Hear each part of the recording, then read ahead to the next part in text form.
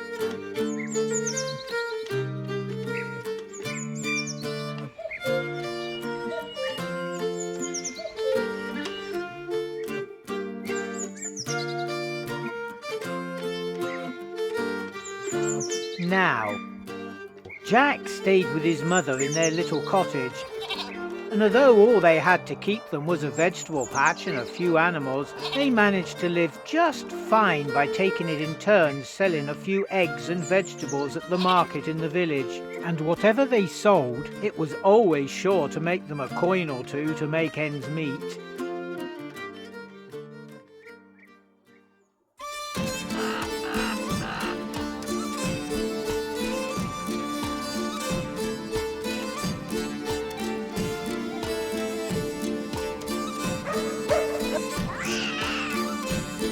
Bonjour.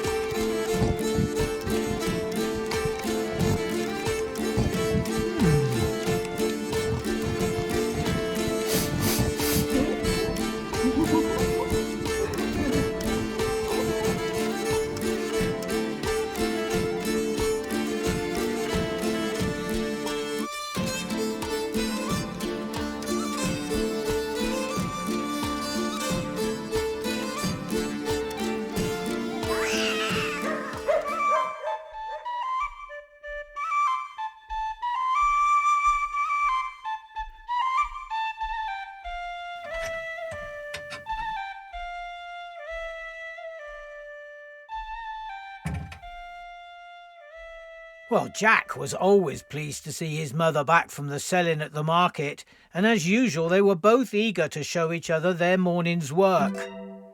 To which she couldn't help but say, "Oh, Jack, you're not off fishing again, are you?" And he says, "Well, mother, you know there's been a rain last night and the river's right big." "Jack, something terrible's going to happen to you with all this carry-on of fishing." "Mother, don't I bring you back some good fish sometimes?" "Aye, sometimes, Jack, but you're away for hours and hours at a time, and that burn goes on for miles and miles up into the mountains."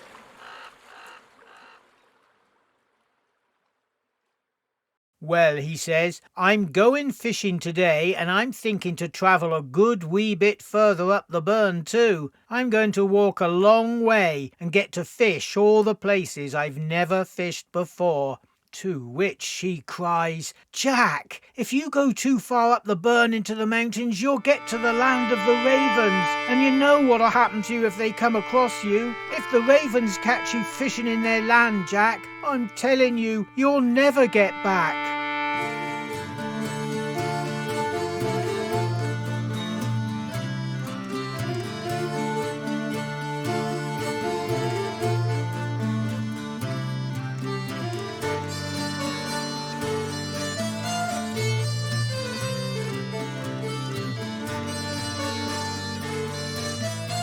"Mother, I'm not worried about ravens," he said. "That's only fairy tales. There's no such thing as the land of the ravens."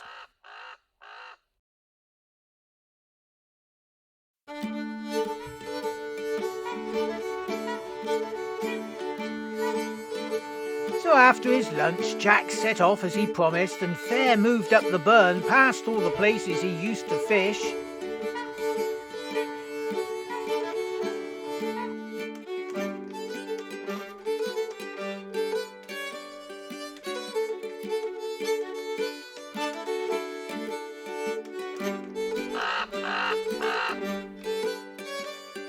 Until at last he came to a part where he'd never fished before.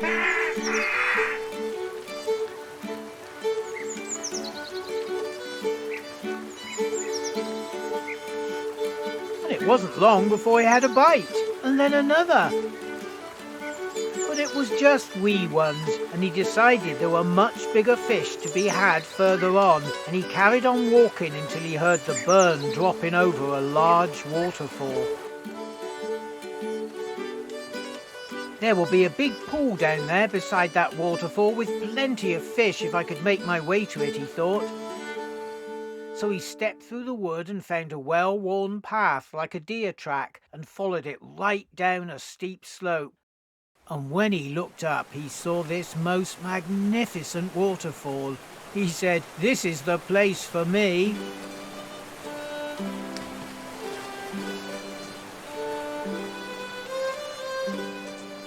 And there, sitting on a rock beside the pool, was the bonniest young woman Jack had ever seen in his life.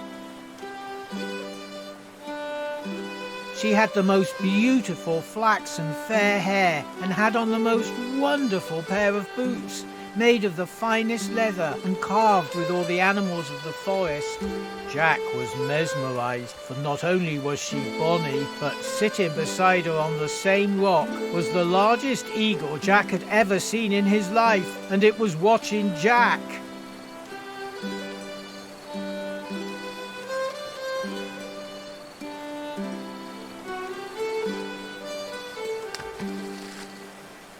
Well, Jack quite forgot about his fishing, what with one thing or another, and soon learnt that the young woman was called Marigold, and her eagle was rightly called Hungry, and that they lived in the mountains and came here for some peace and quiet. Things were going just swimmingly until she suddenly asked Jack if he'd help her escape. And then she said, "Jack, have you heard of the land of the ravens?" Well, Jack wasn't scoffing now as she told him that her grandfather was a wizard and he had found 2 fledgling ravens fallen out from a tall nest, and that because he was kind-hearted he took them home and turned them into young boys. But now her grandfather was dead and the ravens were grown up and horrible to her, and what's more, he'd made them magic boots so they could still fly and magic rings so they could change shape, and if Jack could help her, they could get away across the mountains to her mother's land like she'd always dreamed and be safe.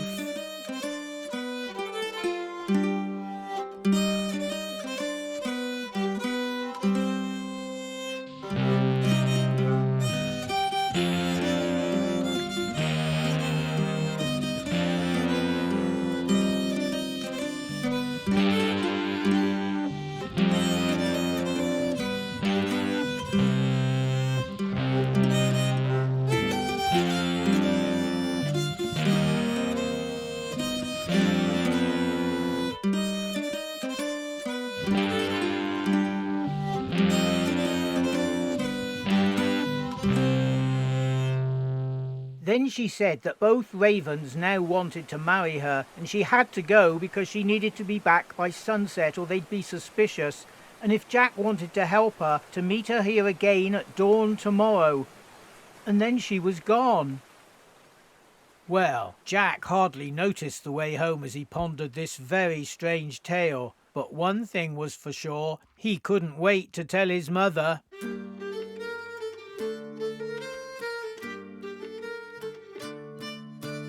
And as soon as his mother saw Jack come in, she knew something had happened, and it wasn't 2 minutes before Jack had blurted out the whole story, Marigold, eagle, ravens and all. "Didn't I tell you, Jack," she said, "and you wouldn't listen?" A little later, though, by the fire, she told Jack that one year the old man had appeared in the market with two very strange boys that he called his ravens, and since then he's never been seen again, and that things have been going missing all over the country. Beautiful girl or not, Jack, they say that those ravens have magical powers so no one can catch them, and you certainly don't want them to catch you. Mother, says Jack, I made a promise and my promise I'll keep. I've never seen life of any description and this is a challenge to me. I'm going tomorrow morning, ravens or no ravens. And then Jack bade his mother good night and he went to bed. But of course he tossed and turned the whole night and dreamt as he'd never dreamt before.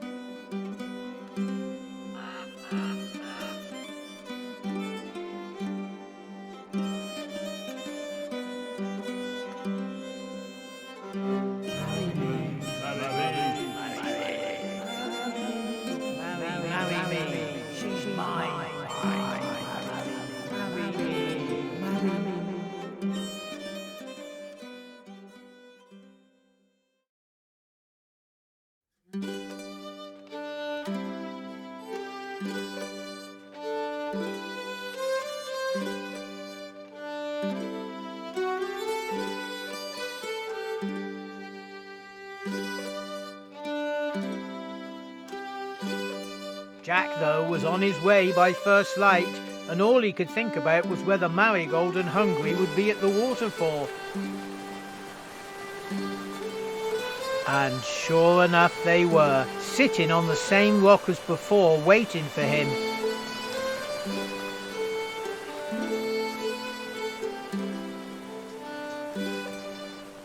Jack, she said, if you're going to help me, we must hurry, for the ravens are off on their thievings. We must go to the castle straight away. Jack, will you help me escape? Well, we all know what the answer to that question was, and so they set off with no more ado, as it was no 5-minute walk up and over to the big house. On the way, Marigold explained that her grandfather always regretted bringing the boy ravens into the world, even though he loved them, and that he gave her Hungry the eagle as a wee chick to help protect her when he was gone. She also said that to help her get away she'd stolen one of their magic rings, so that now they only had one between them, and they had to stay together if they wanted to change into something else. She told Jack that the rings only worked 3 times a day, and after that you would go back to being what you really were. And then Marigold pointed out her grandfather's graveyard down below and said that she would like to put Jack's flowers on his grave when they got there. They were just contemplating his stone when Marigold held out the ring and put it on Jack's finger. You look after this, Jack, she said. You never know when we might need it.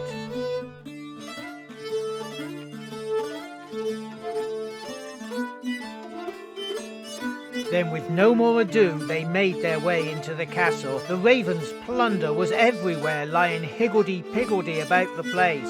Jack couldn't help but notice 2 pairs of winged boots hanging on the wall. In a flash he got out his fishing knife and cut off the wings, leaving a pile of feathers lying on the floor.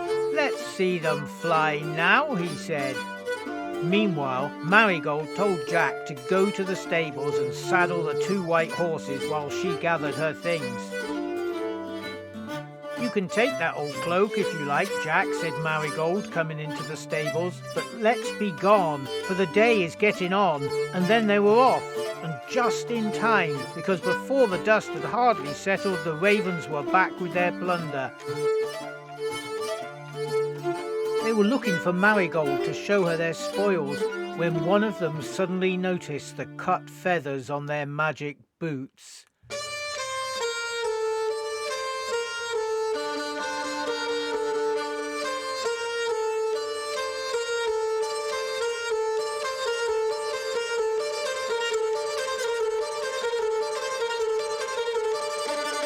Furious, they ran to the stables, where they saw that the 2 white horses were gone.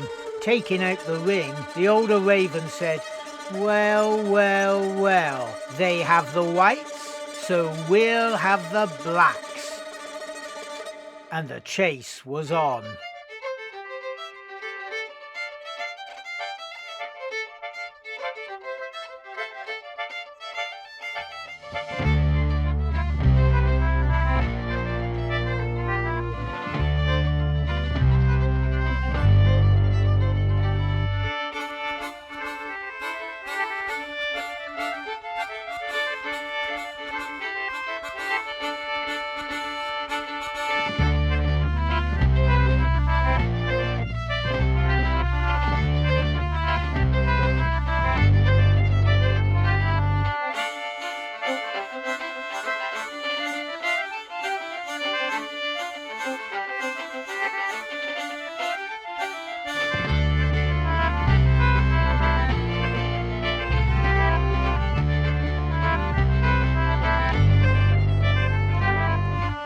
Jack and Marigold came to a river, and there was no quick way across.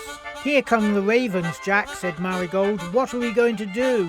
Just then a young salmon jumped, and Jack had an idea. He held up the ring. "Salmon we may be." Before you could say another word, he and Marigold were 2 salmon and down off along the burn.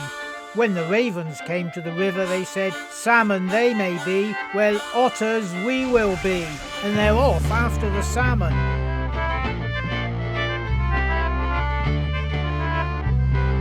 The salmon are swimming fast, but the otters are swimming faster.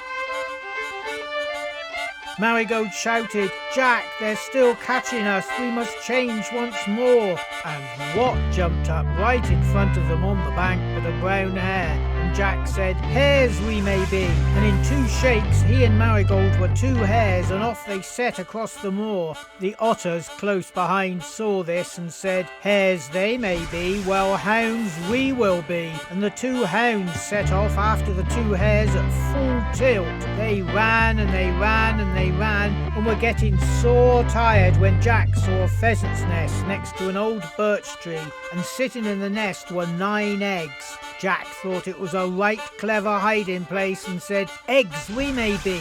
And suddenly there were 11 eggs, all looking the same. But it was too late, for the hounds had seen them disappear by the nest, and they said, "Eggs they may be, ravens we will be."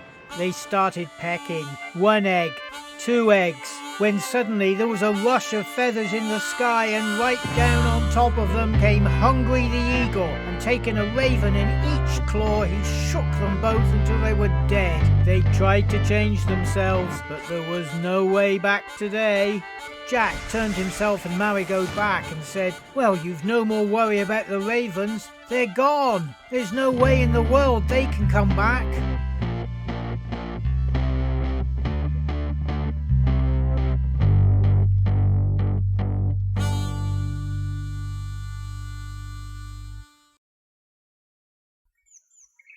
Once they'd found their horses, or rather Hungry had, they rode back to the castle, and it was well dark by the time they got home. Anyway, one thing led to another, and let's just say that no one got a lot of sleep that night. After all, there was a lot to talk about. The next morning, Marigold said, "Well, husband, tomorrow we can go and see if your mother would like to live here with us, and later I'll visit my mother over the mountains. But for now, Jack, I need to put the ring in a safe place." Jack took the ring off his finger and gave it to Marigold, who promptly walked to the well and threw it in.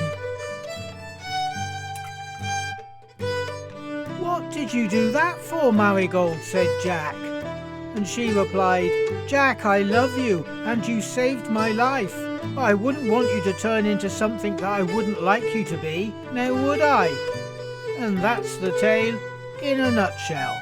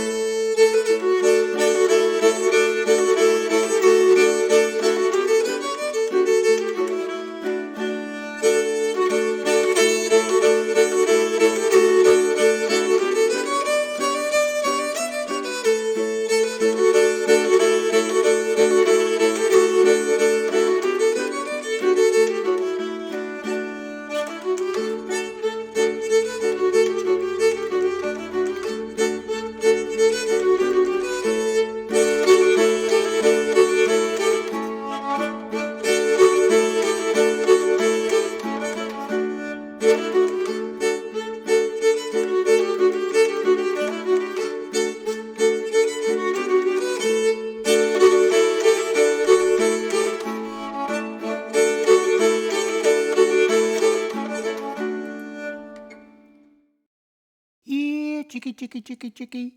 Here, chicky, chicky, chicky, chicky.